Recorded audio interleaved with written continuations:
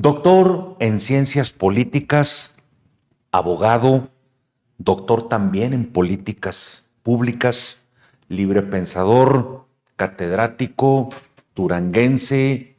Sergio Fragoso Bernal es un hombre que ha hecho política, que ha participado en actividades políticas y que la entiende a la perfección. Yo, Sergio, con todo el respeto a tu alto nivel académico, te doy la bienvenida a La Voz de Durango. Esta es tu casa y quisiera preguntarte de entrada, ¿cómo sientes el rumbo político que está encaminándose en México? Tenemos un mes ya con un nuevo gobierno, 6 años que yo considero que fueron terribles. Mucha gente no concuerda conmigo, no soy de derecha ni mucho menos, pero sí han sido difíciles. Y lo que se avecina para la gente en común, para la sociedad, también se antoja difícil. En primer lugar, mi estimado y querido amigo Juan Nava, te agradezco la invitación de Gracias. participar, de tener esta conversación, esta charla, y con esta experiencia política ya de 40 años en la política, tanto en la política nacional, estatal y municipal, pues ya he adquirido alguna experiencia y siempre me he dedicado al estudio de la ciencia política. Me considero estudioso de la ciencia política, no tanto político, sino estudioso de la ciencia política, ¿verdad? Que de todas maneras todos somos entes políticos. Aristóteles decía que el hombre es el ser humano, pues, son politicón. En la medida en que estás preocupado de una realidad, en que eres un ser societal, que tienes un compromiso social y consecuentemente, pues entonces todos somos animales políticos y eso es lo que así me considero. Y bueno, ya habiéndote agradecido tu invitación, te comento que sí, efectivamente la política, el escenario político a nivel nacional ha tenido una distorsión. Hemos entrado en una nueva etapa a partir a partir del 18, del 2018, en que entró el nuevo gobierno con otra visión muy diferente a la que estábamos nosotros viviendo. Entonces esto pues te ha tenido dos aristas. Por un lado, una regresión, ¿sí?, a una forma de gobernar desde 1924, desde cuando empieza el PRI a surgir, cuando empieza a surgir el PRI, y también una circunstancia de que nos hemos cargado hasta a un sistema socialista que tiene sus aristas, tiene cosas buenas y tiene cosas malas, ¿verdad? Como todo sistema político. Y bueno, me habías comentado de que cómo veíamos a los partidos políticos y que el PRI ya está en su etapa de desaparecer. Terminal, dicen, ¿verdad? Yo diría que el PRI no ha desaparecido, el PRI simplemente se ha transformado. El PRI surge en 1929 precisamente como PNR, ¿verdad? Precisamente cuando Plutarco Elías Calles dice que hay que institucionalizar la vida política del país, porque tuvimos en el periodo postrevolucionario casi 300 partidos, pero esos 300 partidos no eran partidos políticos, eran grupos de presión.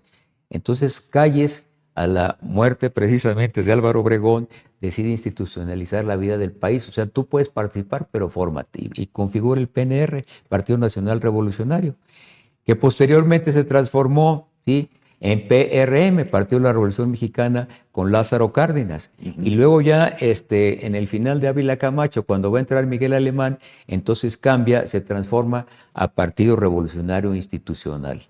Entonces esas son etapas.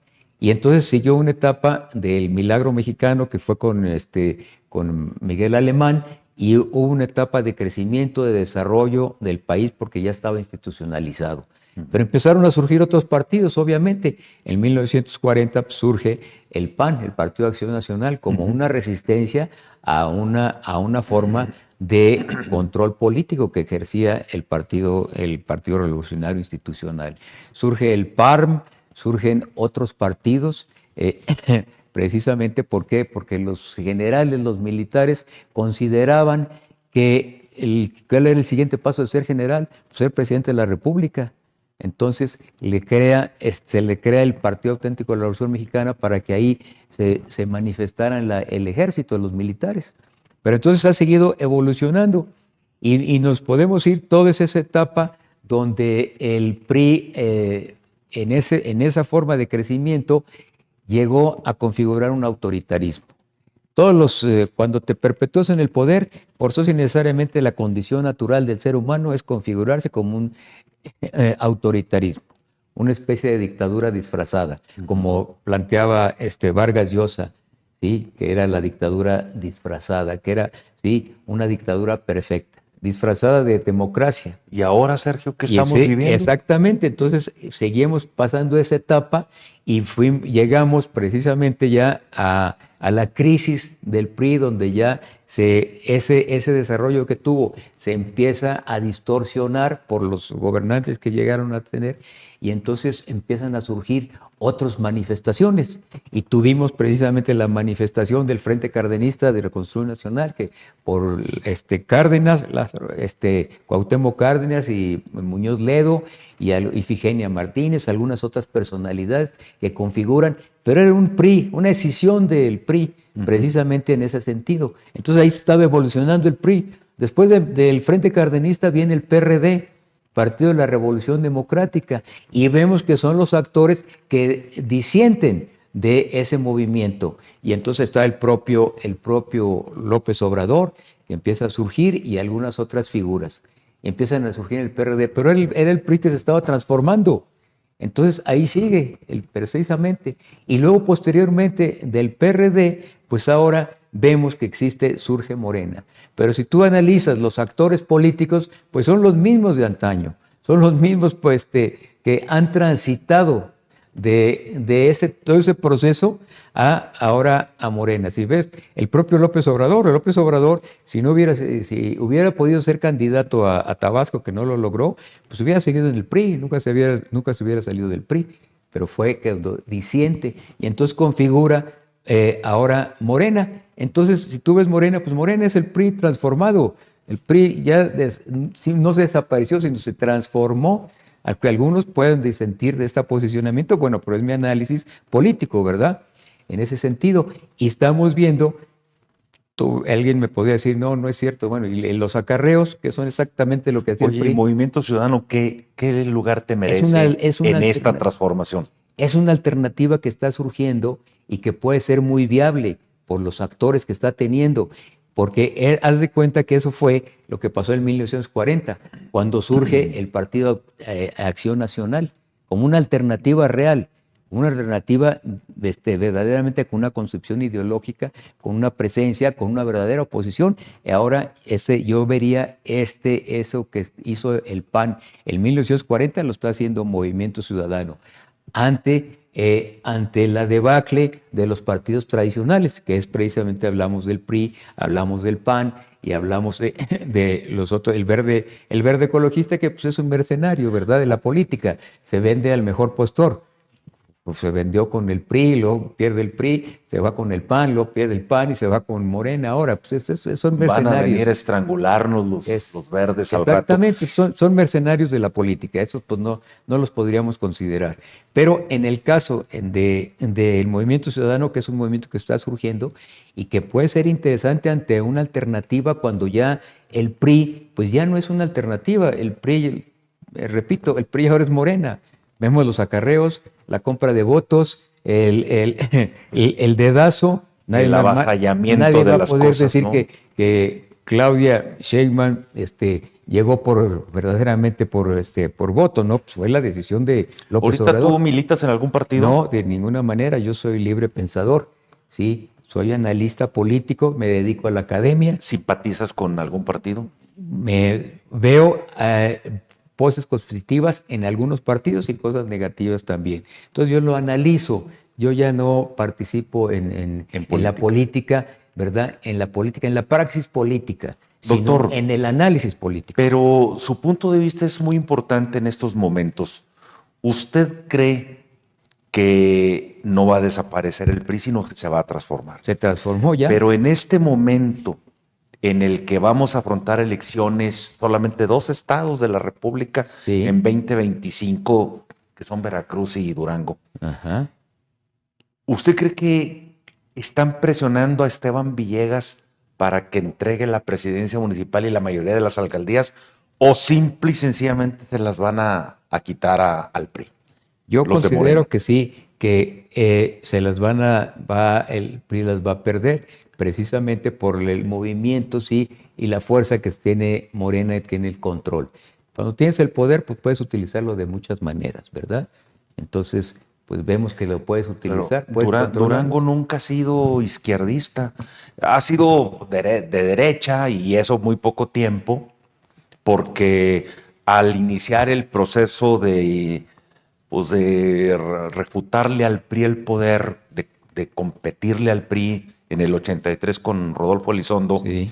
el PAN tuvo un crecimiento importante y sobre todo credibilidad.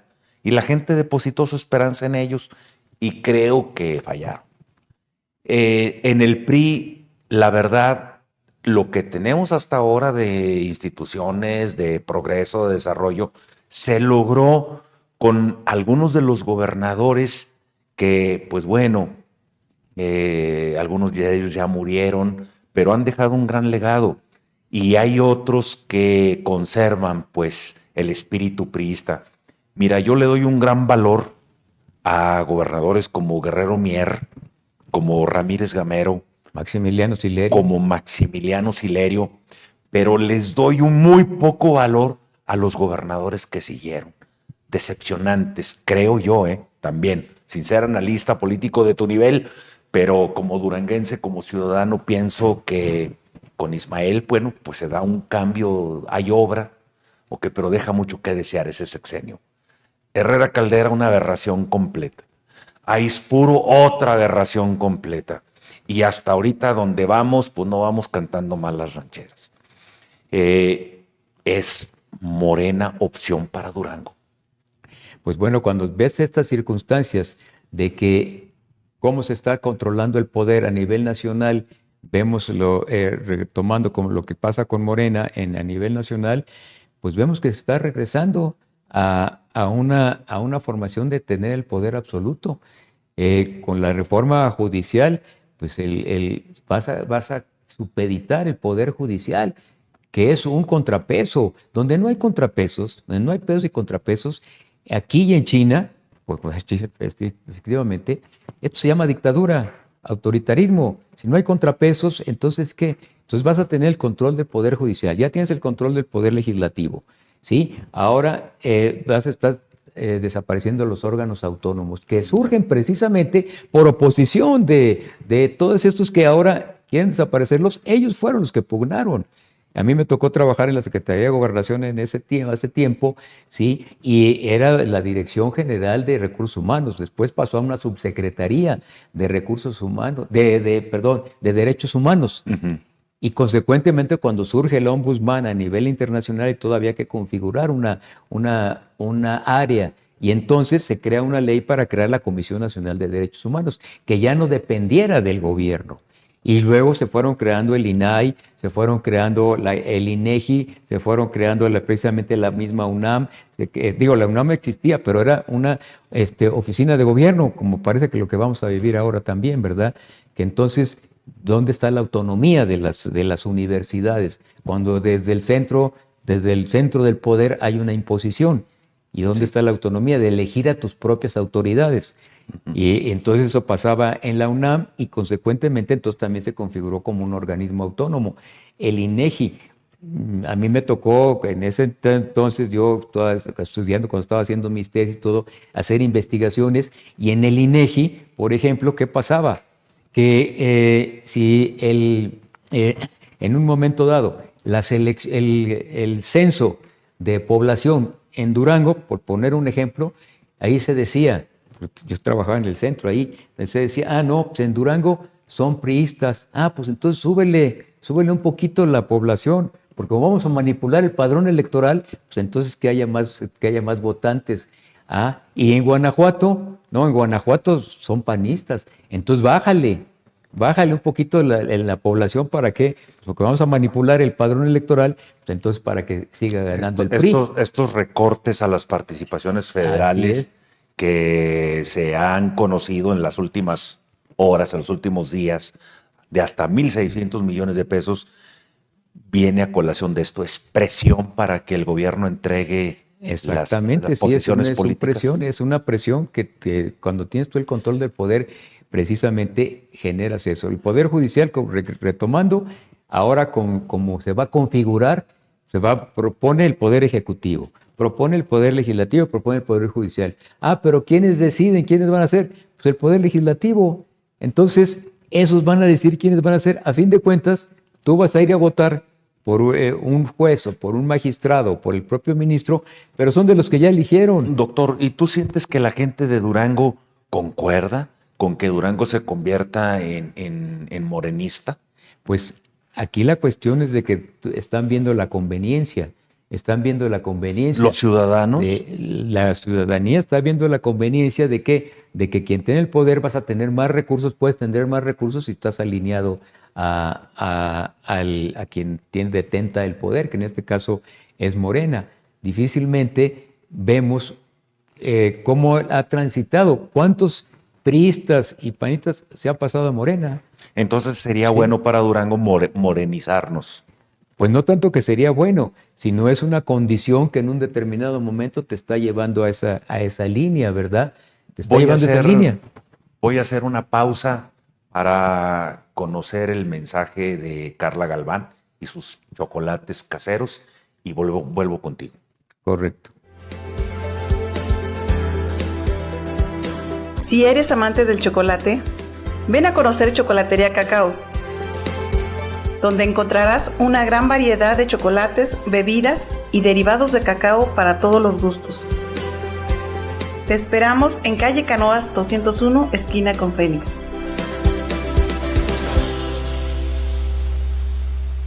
Chocolatería Cacao. Visita nuestro showroom dentro del Museo 450. Apoya y adquiere productos de diseñadores, artistas, artesanos y creativos locales. Te esperamos. Grupo Creativo Durango.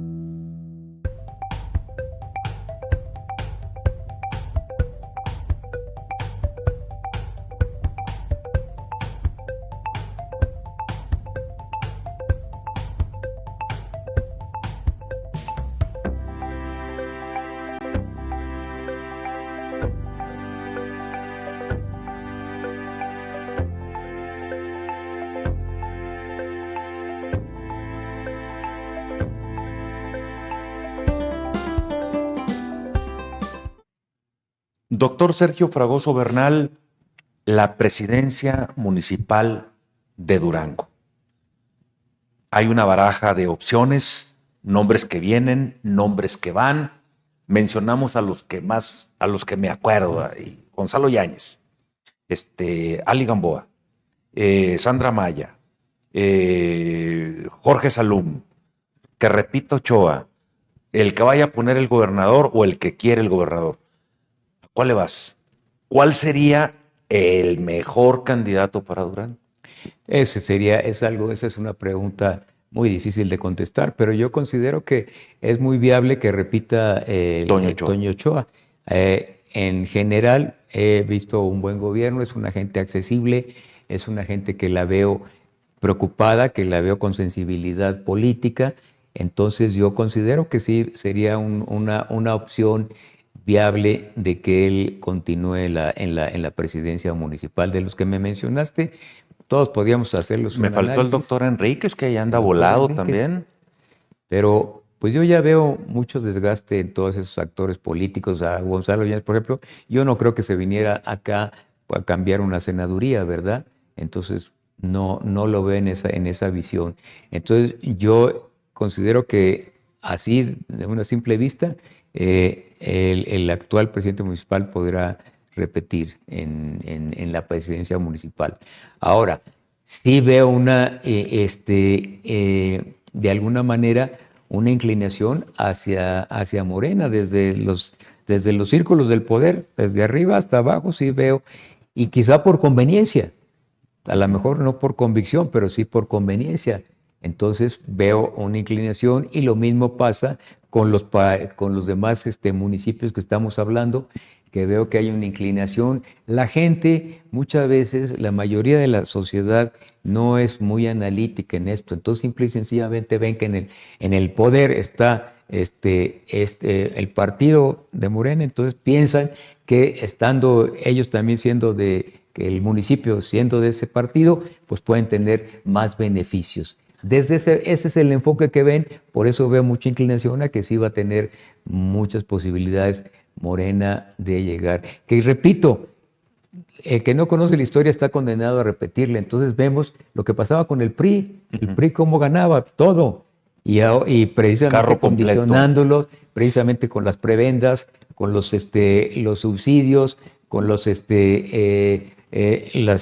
apoyos electorales. Entonces, pues si tú lo ves, lo que hacía el PRI en sus tiempos más negros, digamos, o más difíciles, o más de superación, es lo mismo que está haciendo Morena. Y así va a pasar. Yo creo que Morena va a tener un largo plazo de mantenerse en el poder hasta que empiece a surgir actores que en un momento dado hagan contrapeso. Porque ahorita no hay contrapesos. Ya tienes que controlar el Poder Judicial, ya tienes que controlar los órganos autónomos, ya los tienes. Entonces, ¿dónde está el contrapeso? Entonces, eso, aunque lo quieras negar, simple y sencillamente con un poco de conocimiento político, sabes que eso es un autoritarismo. Te transitas hacia la dictadura. ¿Qué pasó en Venezuela? ¿Qué hizo Maduro? Pues controla y hasta metió a la cárcel a muchos del Poder Judicial. En Nicaragua, ¿qué hizo Daniel Ortega? Puso a su esposa de presidente del Tribunal Superior de Justicia. Entonces, y así lo vemos en Cuba, pues es el mismo caso. Y aquí todos estamos viviendo, de manera que tú controlas los contrapesos, desaparecen y nos vamos al autoritarismo. Como analista político, tú apartidista, eso me queda claro. ¿Cómo ves la elección para rector de la Universidad Juárez? Pues veo muy difícil, una situación muy crítica, porque ya habíamos vivido este problema recordarás cuando hubo esa imposición de que se puso primero a una candidata que se puso impuesta, que era Patricia Herrera, posteriormente se puso después otro rector y luego el siguiente rector con unas elecciones así a modo. Entonces yo considero que ahorita si un gobernador, un gobernante que tenga oficio político, que tenga visión política, ¿sí?, que trate de llevar bien las circunstancias, pues tienes que dejar libres el proceso electoral. Si tú te impones, si quieres imponer a tu candidato, ¿sí?, independientemente de su capacidad o no, que tú lo quieres imponer, eso te va a crear una crisis, te va a crear un problema en la universidad. Entonces, yo diría que un buen político con oficio político debe dejar libres que se contienda sin imponerlo, sin las presiones, sin el control, que dejes libre y que el mejor gane, ¿verdad? Si no, pero ¿para qué impones? Entonces eso nos va a llevar a una crisis de nuestra máxima casa de estudios y se vuelve esto entonces ya otra oficina de gobierno y eso no le conviene a la sociedad mexicana y concretamente a la sociedad duranguense, no le conviene al pueblo, no le conviene a los estudiantes, no le conviene a nadie las imposiciones. Y para cerrar, doctor, una última pregunta, a menos de que tú gustes agregar algo más. ¿En Durango hay oficio político o no hay? ¿Sí o no? Pues ahorita lo que tendríamos que, yo tendría que hacer ese análisis hasta el final. Ahorita vemos una incertidumbre y la universidad va a ser precisamente un foco. Vamos a ver si realmente se deja libres la elección, los procesos electorales, podríamos decir que hay oficio político. Si hay una imposición, sí, voluntariosa, podríamos decir que no hay oficio político, porque entonces ya impera, ¿sí?, tu voluntad, ya no impera el análisis, ya no impera tener a una sociedad tranquila, tener una sociedad en paz, sino tú estás generando el conflicto, que de alguna manera fue lo que pasó en el sexenio pasado. ¿Qué pasaba? Generabas el conflicto, López Obrador generaba el conflicto. O estás conmigo o estás contra mí, ¿sí? Y eso generó el conflicto, una enorme división hasta en las familias. Vimos. Entonces, un gobernante, ¿sí?, que simplemente está pensando en las próximas elecciones, ¿sí?, entonces, pues simple y sencillamente es impositivo, es autoritario. En cambio, un gobernante que está pensando en las próximas generaciones, ese es un estadista, es alguien que está pensando a futuro. Y todas las instituciones, de alguna manera, tienes que estar teniendo, de alguna manera, teniéndolas bien, porque las instituciones son los representantes de la sociedad. Es la esencia, el corazón de la sociedad. La universidad es el corazón de la sociedad. Las instituciones son el corazón de la sociedad. Y si tú las impones, si tú las presionas, pensando en un autoritarismo, pues es falta de oficio político. Es cuando vienen las crisis. Y por eso me remití a nivel internacional. Ve cómo está Venezuela, ve cómo está Nicaragua, ve cómo está Cuba. Y así te puedo mencionar otras naciones que tienen esas crisis. ¿Por qué? Porque hay un voluntarismo, porque hay una imposición, porque hay un capricho donde no estás visualizando el futuro de la sociedad.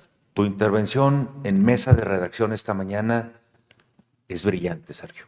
No, muchas Doctor, gracias, pero no. Con pues, todo el respeto se lo digo, y yo quisiera que nos viéramos poquito antes de la Navidad para darle otra analizada a cómo van acomodándose las cosas. Ya analizaríamos lo de Estados Unidos, ya analizaríamos lo de la Corte, ya analizaríamos lo de la universidad y le echamos un ojo a la economía a ver cómo van pintando las cosas. Me parece correcto, con todo gusto, y nada más, Muchas pues gracias. en caso de nada más por concretar, ya que hiciste referencia a Estados Unidos, porque ya que mañana son las elecciones, no se va a conocer definitivamente inmediatamente el resultado. No. Va a haber una crisis y entonces si gana Trump, va a crear un conflicto, ¿sí? Y si gana Kamala Harris, entonces Trump también va a crear otro conflicto. Entonces, cualquiera que gane va a ser un conflicto que nos impacta, querámoslo o no, nos impacta a México, porque viene la revisión del Tratado de Libre Comercio. Y entonces ahí puede, sí, muchos dicen, no, nomás se va a revisar. No se va a revisar, se va a negociar. Algunos sutilmente dicen que se va a revisar. No, se va a negociar. Y en la negociación puede venir en detrimento de la economía mexicana y entonces el empleo se empieza a perder y se empieza a perder las crisis y se cierran las fronteras, se incrementan los aranceles y sí va a estar muy difícil la situación que se va a reflejar quien sea que quede en la presidencia de los Estados Unidos. Por eso hay que estar muy atentos a eso y ver cuál es el análisis. Muchas gracias, Bueno, Sergio. Muchas gracias y nos vemos en la próxima emisión de Mesa de Redacción. Escucha la expresión ciudadana sin intermediarios. La información más relevante del día de hoy, solo en La Voz de Durango.